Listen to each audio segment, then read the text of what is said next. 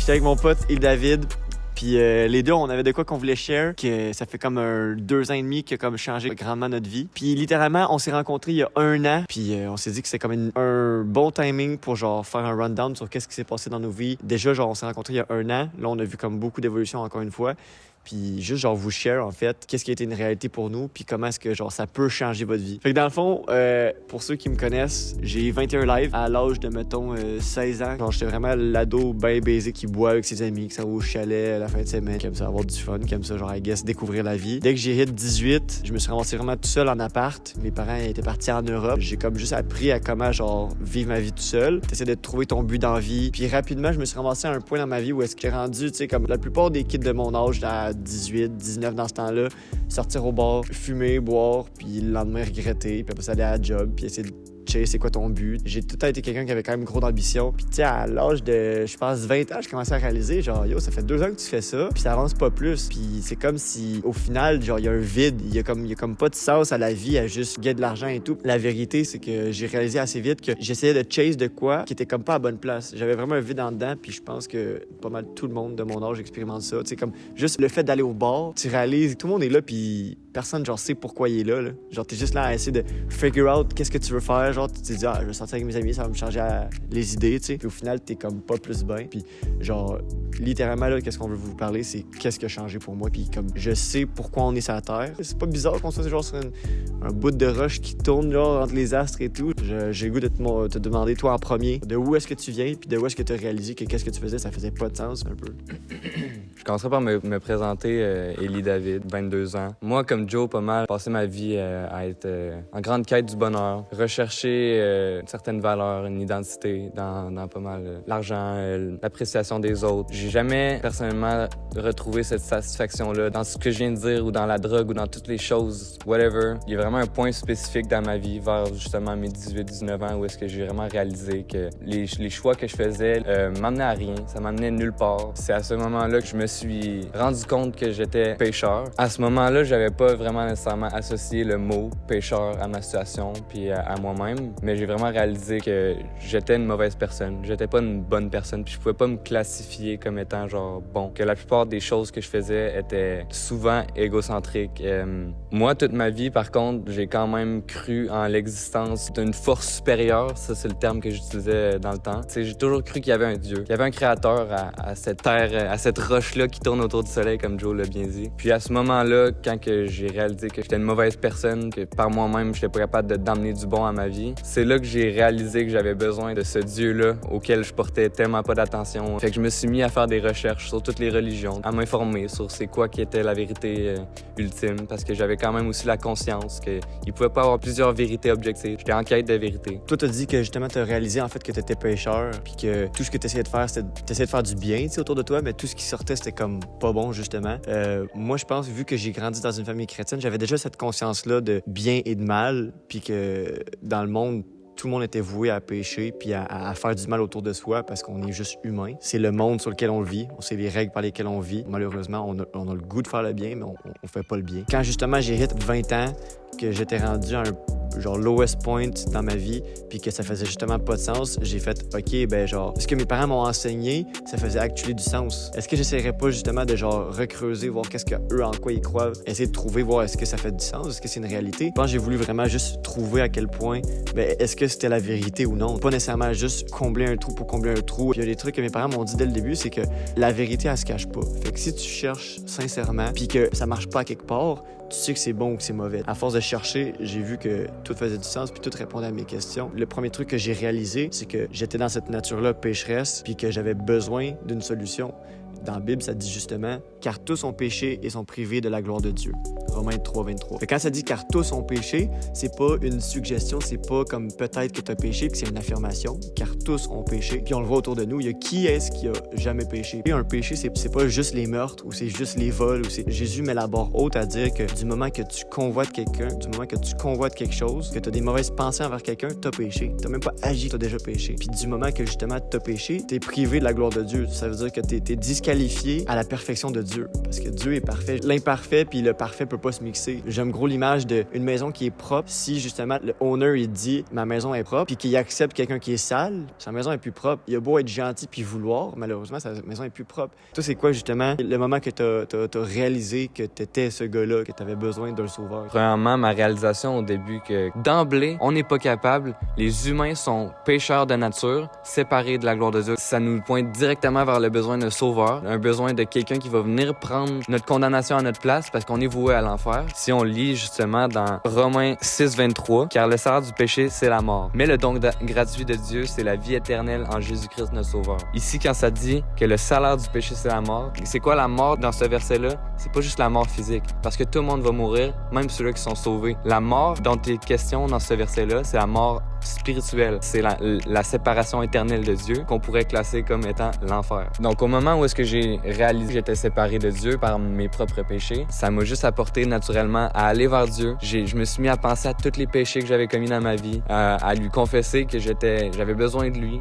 Ça, c'est la confession. On lit dans Romains 10:9 que si tu confesses de ta bouche le Seigneur Jésus et si tu crois dans ton cœur que Dieu l'a ressuscité des morts, tu seras sauvé. Donc, la partie confession, c'est directement ce que mon cœur a recherché à faire en réalisant que j'étais pécheur. Pour ma part, du moment que j'ai recommencé à chercher, tout faisait du sens. C'est comme, il n'y a aucunement concept de t'as besoin de faire ci, t'as besoin de faire ça. C'est vraiment aussi simple que de réaliser qu'il est mort à la croix pour toi, de vouloir le suivre. De vouloir le suivre, ça veut dire aussi d'abandonner tout ce qui est ta vie, right? Si tu confesses de ta bouche le Seigneur Jésus, le mot confesser, ça vient avec une réalisation que t'es pécheur, que par toi-même tu peux pas y arriver, puis que tu veux abandonner tout ce qui est de ta vie justement, qui tu sais qui fait pas plaisir à Dieu. Moi, dans mon cas, c'était justement, j'étais accro à vape, je fumais en malade, puis tu sais, ça c'est comme les grandes lignes, mais à tellement de niveaux, tu sais, juste genre, mon cœur était rempli de convoitises pour autant de l'argent que genre des filles, juste à quel point il y a tellement de trucs que je faisais qui honoraient pas Dieu. Dès que j'ai réalisé, j'ai fait comme, OK, faut que j'abandonne ça. Ça vient premièrement par le fait de le réaliser, de dire à Dieu, OK, je veux plus ça, puis de se détourner ensuite, d'avoir la volonté, puis d'aller vers Dieu, d'être comme genre, yo, j'ai besoin de toi, en fait.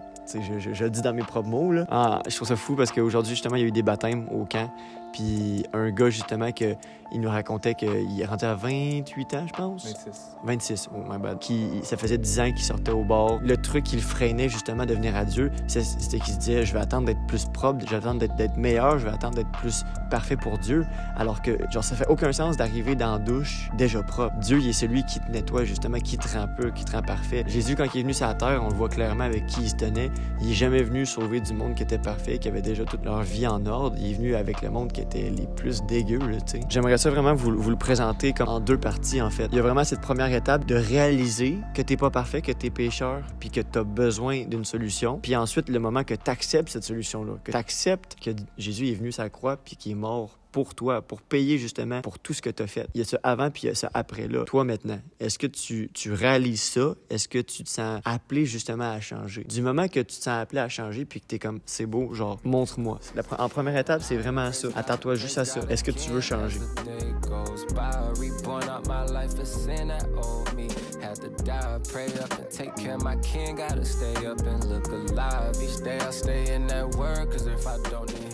Éphésiens 2, 8-9. Car c'est par la grâce que vous êtes sauvés, par le moyen de la foi, et cela ne vient pas de vous, c'est le don de Dieu. Ce n'est point par les œuvres afin que personne ne se glorifie. Fait que quand ça dit au début, c'est par la grâce c'est un cadeau, là. La grâce, tu peux pas mériter ça. Puis plus tard, quand ça dit par le moyen de la foi, c'est vraiment d'avancer sans savoir ce que tu as en avant. Fait que là, t'as Dieu qui dit, par la grâce, t'es sauvé. Si tu crois, fais juste avancer. De recevoir, c'est de comprendre que c'est pas par tes propres œuvres, c'est pas par toi-même que t'es sauvé, que tu vas aller au ciel, c'est vraiment par la grâce. La grâce, c'est de quoi que tu l'as pas mérité. Puis concrètement, dans nos deux vies, ça ressemblait à quoi, ça? Ben, comme t'as dit, en fait, au moment où est-ce que j'ai réalisé que j'étais pécheur, ben, j'avais aussi lu en même temps dans la Bible que c'est par la grâce qu'on est sauvé au moyen de la foi. Fait que j'ai décidé de placer ma foi entière dans le sacrifice complet de Jésus, dans son œuvre accomplie pour nous à la croix, de réellement le croire que Dieu l'avait ressuscité des morts puis qu'il avait pris ma condamnation sur lui-même. Au moment où est-ce que j'ai vraiment ressenti le désir dans mon cœur de confesser mon péché,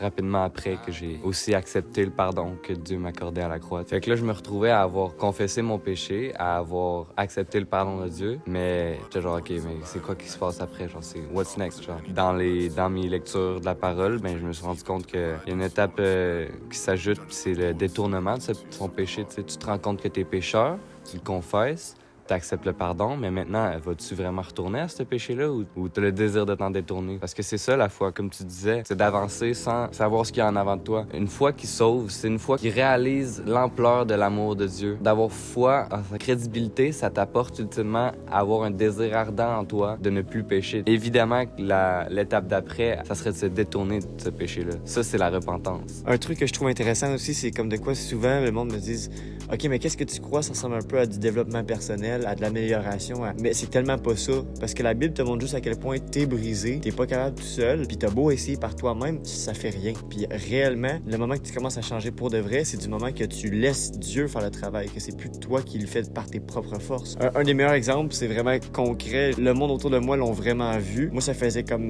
4 ans que j'étais accro à la nicotine, à vape surtout. J'ai essayé des dizaines de fois, genre d'arrêter, des centaines de fois d'arrêter, puis j'ai déjà réussi des 1 semaine parfois et tout. J'ai jamais réussi à m'en débarrasser complètement. Puis un soir, je me suis posé avec mes parents, puis j'ai juste demandé à Dieu, genre, libère-moi de ça, je suis plus capable. Puis du jour au lendemain, mon corps était genre clean. Je le dis tout le temps, mais la taf du matin me tentait même pas, là. Puis genre, ça, c'est comme un grand signe que t'es vraiment wipe down, c'est pas ta volonté, là.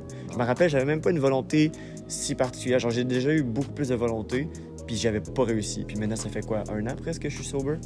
Fait qu'il faut que tu arrêtes de penser que c'est justement par toi-même que tu vas atteindre ce point-là et tout, puis que tu réalises que t'es pécheur, que t'es dans ce monde ici qui est imparfait, puis que t'as besoin de Dieu, justement. T'as besoin de te faire transformer par Dieu, puis que lui vienne faire le changement en toi. Fait que c'est important de pas tomber, tu sais, dans la condamnation de soi-même tout au long du processus, parce que, comme tu l'as dit, ben c'est Dieu qui vient te transformer, puis ça, c'est progressivement.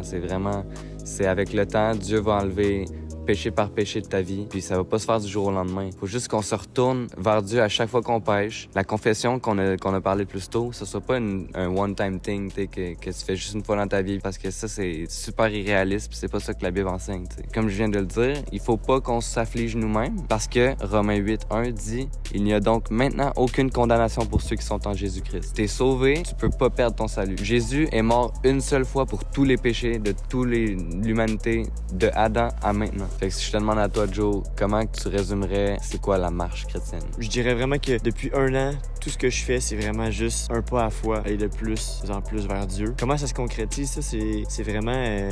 il te met des trucs à cœur. Tu sais, au début, il y a beaucoup de trucs parce que ta vie était un bordel, tu sais. Moi, je me rappelle dans les premiers mois, là, j'avais des convictions presque à chaque jour. Je me réveillais à 3 h du matin, Dieu me disait ça, faut que ça dégage. Puis souvent, je savais même pas pourquoi. Ah, ça, c'est fou. Je me suis réveillé à Mané à 3 h du matin parce que je m'étais fait une commande de linge de genre 400$, puis Dieu me disait de le pitcher à la poubelle. Puis j'étais genre...